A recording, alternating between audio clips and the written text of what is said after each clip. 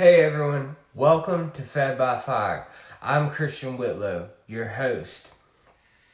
So, I'm a recovering addict, a father, and a man who's walked through the fire and been lucky enough to live to tell about it. Today we're talking about something that hits very close to home for me as a dad: spotting addictive behavior in your children. Addiction usually doesn't start with a needle or a bottle. It often begins quietly in childhood with habits, personality traits, and behaviors we brush off as just a phase. I know this from my own personal experience. Looking back on my own life, the seeds were planted very early. That restlessness, that constant chase for the next thrill, those moments where I felt like I didn't fit in and just wanted to escape. And I wish someone had given my family the tools to see the warning signs a lot earlier. As someone who's been through it, I now look back and, see the patterns that started long before I ever picked up a substance. In this episode, we're going to go deep, covering the biggest red flags, the science behind why kids get hooked, including dopamine's powerful role, family traits, and genetic predisposition, and how the drug landscape has changed dramatically with things like nitazines, and why being present as a parent matters so much, and how idle time is very much the devil's playground. And things you can do before it even starts, and practical steps to help us break this generational curse. If you're a parent, a grandparent, a teacher, or anyone who has a child in your life, this one is for you. Grab a notebook if you want, grab a drink, because we're diving in. So let's get into it, y'all. Addiction is a family disease.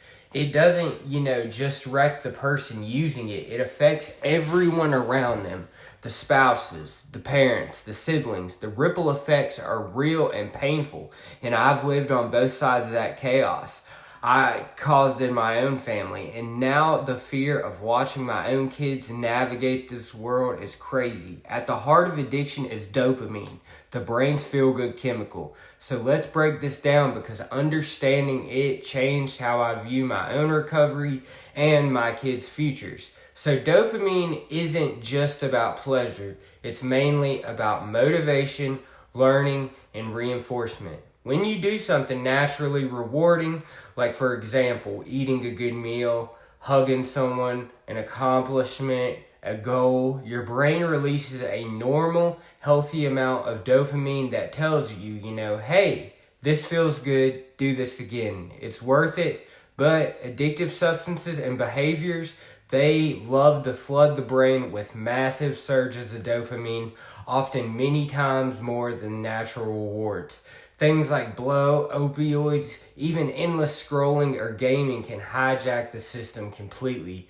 The brain gets taught that the drug, the hit, the like, or the next level is the most important thing in the world around them. Over time, the brain adapts. It produces less and less dopamine of its own, or reduces the number of receptors. So normal life starts to feel flat and boring, a little and that's when the cravings kick in hard. Tolerance builds, and you're trapped in a vicious cycle of addiction, and you chase that original feeling that you can never quite get back. And kids' brains are especially vulnerable because the prefrontal cortex, the part responsible for impulse control, decision making, and thinking about long-term consequences, isn't even fully developed until, your mid-20s. And that's why early exposure or unchecked behaviors can literally rewire the brain towards addiction later in life. And what starts as a harmless phase in middle school can set the stage for serious struggles in adulthood.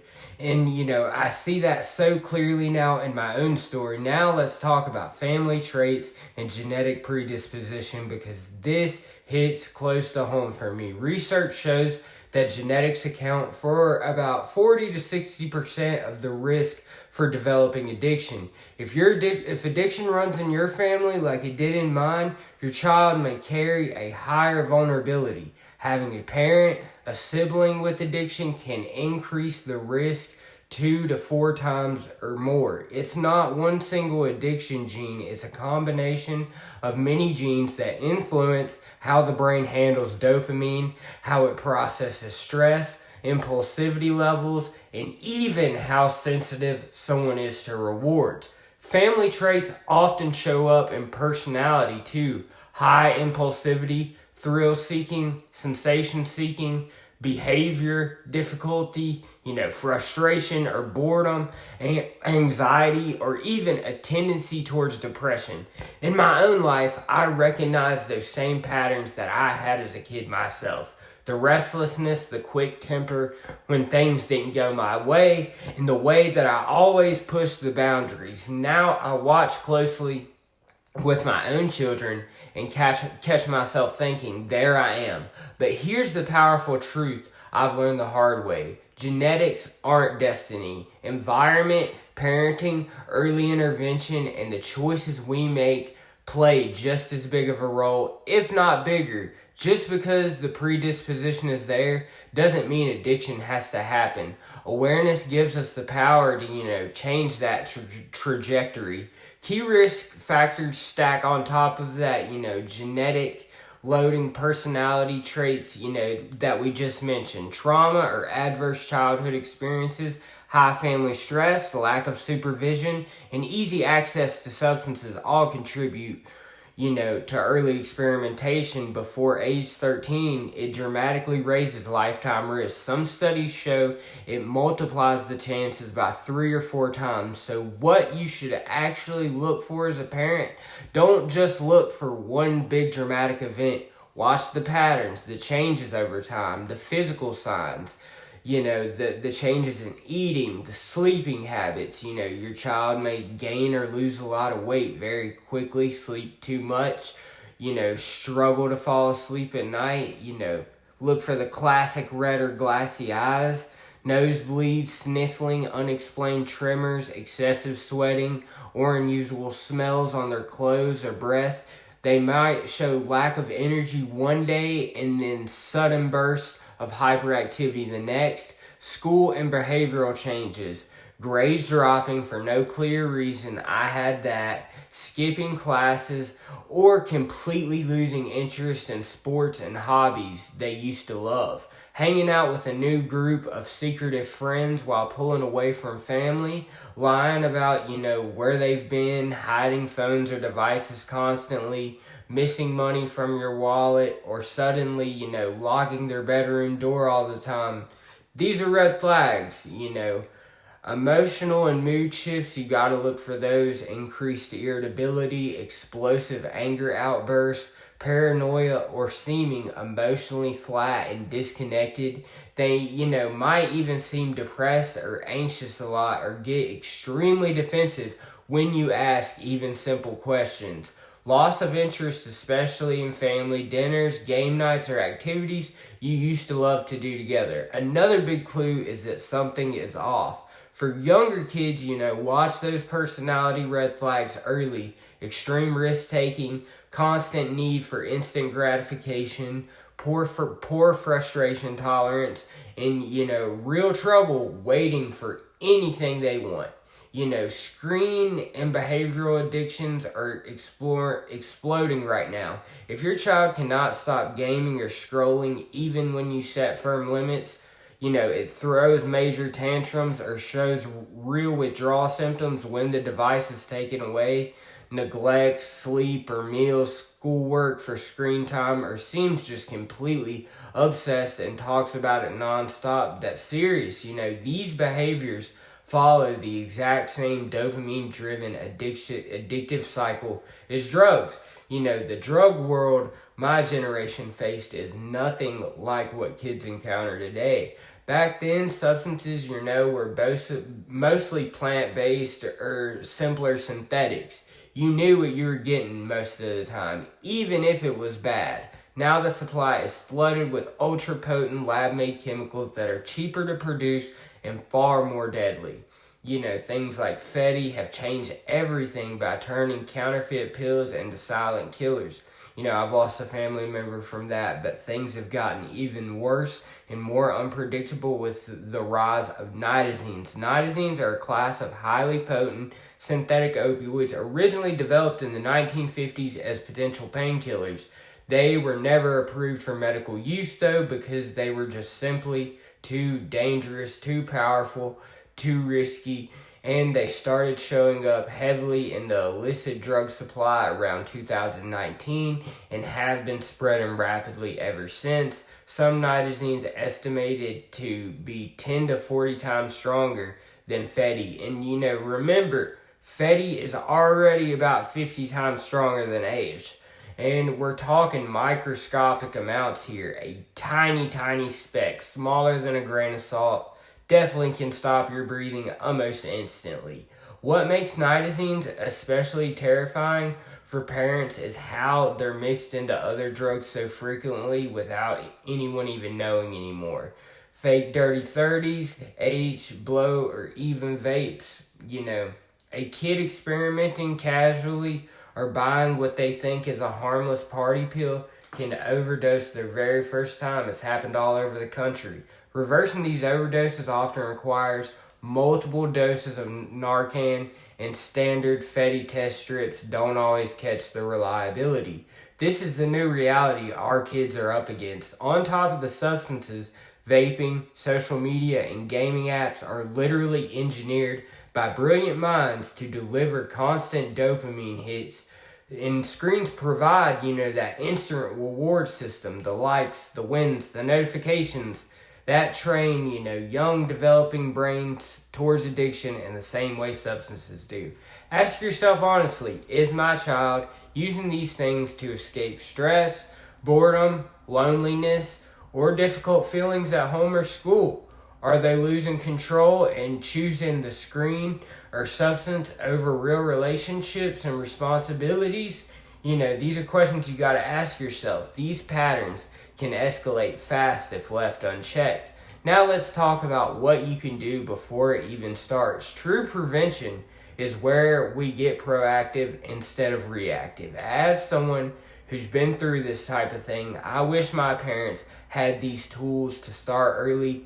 Even with young kids, first build strong emotional connections through daily presence, but put down your phone, eat meals together without distractions, and have real conversations. And this creates security that reduces the need to escape into addictive behaviors. Second, teach coping skills young. Help them name their feelings, Help them know when they're angry, when they're bored, when they're anxious, and give them healthy outlets like journaling, exercise, crafts, or talking it out instead of numbing. Role play tough situations so they practice saying, no. Third, structure, their time. Idle time is the devil's playground. So fill their days with purposeful activities, sports, music, lessons, volunteering, game nights, chores. Build responsibility. Limit unstructured screen time with clear family rules, a tech-free zone, Fourth, monitor access without invading privacy. Know who their friends are. Keep an eye on their devices. Store their medications. Lock them up and talk openly about the dangers of everything. Model moderation yourself. If they see you constantly on your phone or using substances to cope, they'll follow that example. Fifth, foster resilience through responsibility and delayed gratification. Give them age-appropriate challenges. Praise effort over perfection, and let them experience small failures so they build frustration tolerance. These steps don't guarantee anything, but they stack the odds heavily in your favor. If you see warning signs, anyway, stay calm and act with love, not anger. As someone who's been through it, I know confrontation, accusations can push a kid further away and deeper into hiding. Parenting is hard as hell. I'm living it every single day right there with you. Balancing work, demands, my own recovery, probation, settling constant boundaries and trying to fully present while still fighting, your own lingering demons. It's exhausting. But some days, you feel like you're failing them, when you're given everything you have, and you question yourself constantly. Am I doing enough? Am I repeating the same mistakes that my parents made? You got to be real with yourself. You're not. But being present matters more than almost anything else. It's not just physically being there in the house. It's putting down your phone. I'm guilty of this myself. Looking them directly in the eyes and asking real open-ended questions about their day, their friends, their struggles, and truly listening without jumping into a fix or a lecture. The consistent presence builds that trust and fills emotional voids that might have otherwise got filled with screens, substances, or risky behaviors. Remember the old saying, idle time is the devil's playground. My grandma used to always say that. When kids have too much unstructured, unsupervised free time, nothing positive or engaging to channel their energy into, that's when curiosity turns into something dangerous.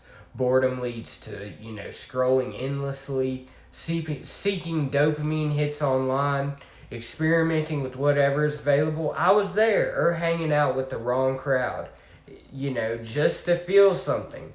In my own active addiction, a lot of bad decisions happened in those empty, idle hours when no one was really paying attention to me. Structured routines and purposeful activities protect against that. But here's the hope I want you to hold on to. We can break this generational curse. It starts with us, you guys, right now by getting brutally honest about our own history, staying committed to recovery, modeling healthy coping skills instead of escape, and intentionally creating strong family bonds. We interrupt the cycle. Teach your kids the real emotional regulation tools, how to sit with hard feelings instead of numbing them, and celebrate their efforts and the small wins, the report cards. Get them involved in real-world activities, something they like, sports, volunteering, something that'll help build confidence and community. Don't be afraid to ask for help yourself.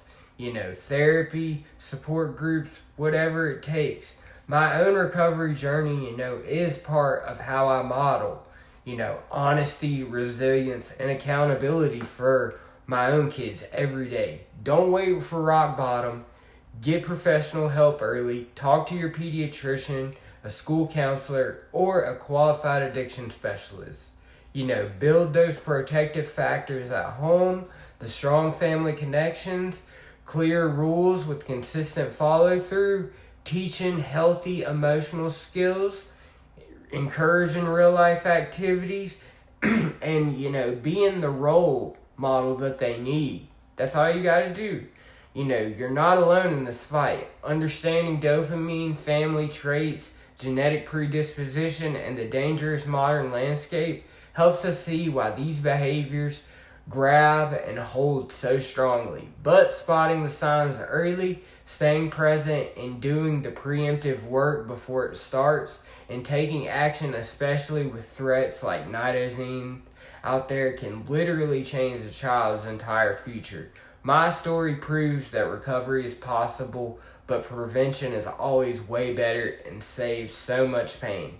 If this episode spoke to you, share it to another parent who needs to hear it. Drop a comment below.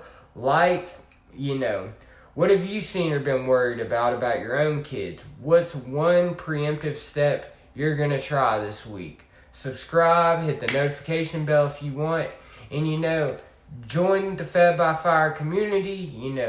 We keep it real. Let's protect our kids from the burn society can make, and they don't need to feel. Until the next time, stay strong, stay present, and stay fed by fire, y'all. I'll see y'all in the next episode. I got a lot of good stuff cooking. If you're interested in being a guest or having me as a guest, my email's in the description. Peace.